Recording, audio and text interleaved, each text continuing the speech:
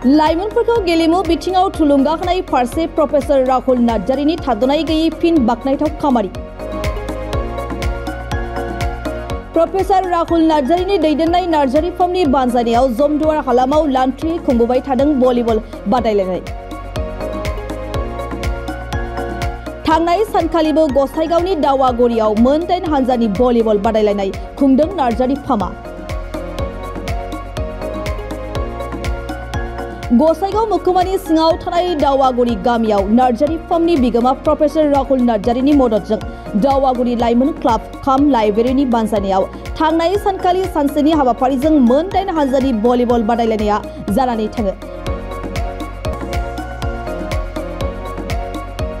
मख'नो गोनांदि बे बुलुर बादायलायनायाव दावागुरि ओनसोलनि गोबां खाथि खाला गामिनि क्लाबफोरा बाहागो लायो। लाइमोनफोरनि थाखाय बेबायदि थुलुंगाथाव गेलेमु बादायलायनाय खुंफैनायनि थाखाय प्रफेसर राहुल नार्जारिनिसिम गोजोननायजों साबायखर जासिदों ओनसोलनि मेलेमजिबिफ्रा। डे नाइट भलिबल खेलाया जोंहा सारा बे जमदुवार ओनसोल आरो सराइबिल ओनसोलाव जागासिनो दङ।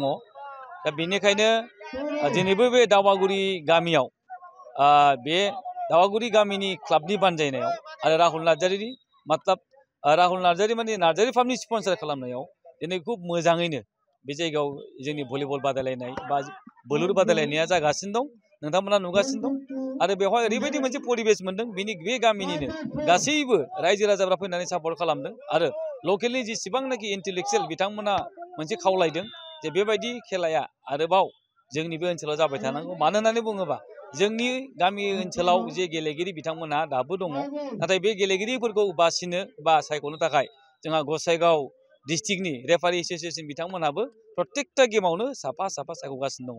दा बिथांमोना बुंबावदों जे बेबायदि खेलाखौ जुदि होबाय थायोबा जोंनि जे प्लेयार्सफ्रा फैगौ समफोराव साब डिभिजन लेभेल, डिस्ट्रिक्ट लेभेलजों लोगोसे स्टेट लेभेलाव गेलेनो थाखाय खाबुखौ मोननो हागौ। मोनबेसे टिमनि गेजेराव जागोन? दिनैनि बे खेला 8टा, प्रत्येकटा जायगायावनो जोङो 8टा टिमनि गेजेराव खेला होगासिनो दङ। बेयो फार्स्ट नाम्बार बनगाव जोंहा जानानै थांबाय, जोंहा बालागाव जानानै थांबाय, जोंहा जानानै थांबावबाय जियागुरियाव, जोंहा जानानै थांबावबाय जोंहा आरोबाव लालपुर ओनसोलाव, दा दिनै जोंहा दावागुरियाव जादों। आरोबाव जोंहा मोनथाम जायगायाव जोंहा खेला जानो थांबावगासिनो दङ। आं आसा खालामदों जोंनि रायजो राजाफोरनि अनसायनाय, रायजो राजाफोरनि बे सहाय सहजुगितायाव निस्सय आरोबाव फैगौ समफोरनि खेलाफ्राबो बेबायदिनो जाफुंसारगोन होननानै मिजिंथिदों।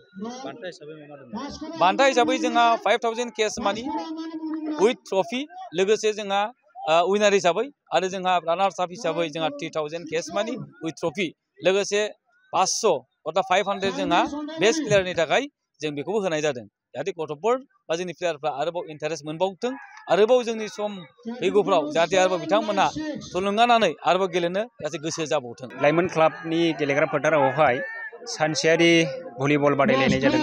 बे बादायलायनाया जोंनि ओनसोलनि गेलेग्राफोरखौहाय थुलुंगा होनो थाखाय खोब मोनसे खराग लाबोना होफैदों आरो बे खरागखौ लाबोना होफैनायनि थाखाय जोंनिनो समाज सिबियारि राहुल नार्जारि बिथांखौहाय आं जोबोद धन्यबाद होगोन। मानोना बिथांनि बानजायनायाव दिनैनि बे खेलाया माने जाफुंनो हादों। बिथाङा जोंखौ खावलायफैदोंमोन, बे हिसाबै जों बिथांखौ बरायना लायो। जाहाथे बिथांनि जेनाखि नाजानायजोंहाय जोंनि ओनसोलाव गेलेनायनि फारसे लाइमोन सेंग्रा सिख्लाफ्रा जाहाथे गोसो बोयो। रायजो राजाफ्रा गोबां बाहागो लाफैदों।